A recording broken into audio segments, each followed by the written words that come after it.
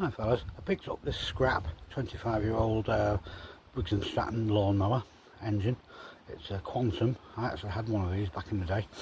I've been keeping my eye open for a while. I also already had in this. This is a modern day replica of a 1970s alternator made by Lucas, but this one's uprated to 50 amps.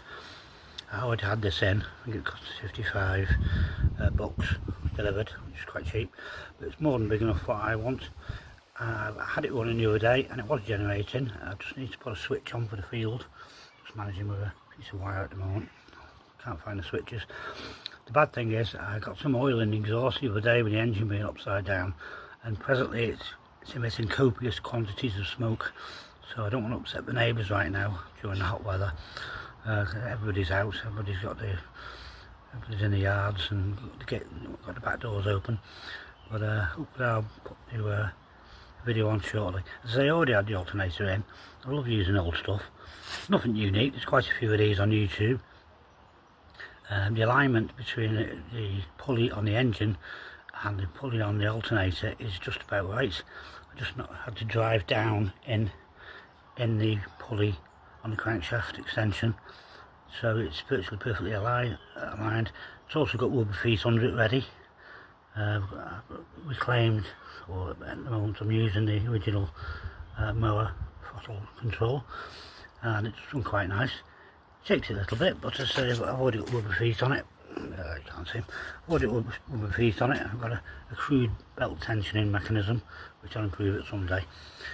But as I said, this was a scrap 25-year-old mower, a Quantum 35 motor, which I got for pennies. You know, it was covered in rust.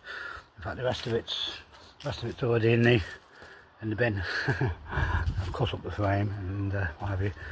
I've got such a small yard, I really don't need a lawnmower, even though I've got it run. Hadn't been run for years, but I had like 4 different faults on it, stopping it from running, so it was scrap. So he's put it away in the shed and bought a new one, as that's cheaper normally to get them fixed. But if you keep viewing, this is a great 12-volt generator to charge a battery bank if you're off-grid, and a cabin. There's plenty of others, quite good ones, by American and Canadian guys. This is similar to some of those, using a 50 amp modern day Lucas 17 ACR copy. It's not an original one, and the engine runs sweet as a nut, really does, even though it's like ancient.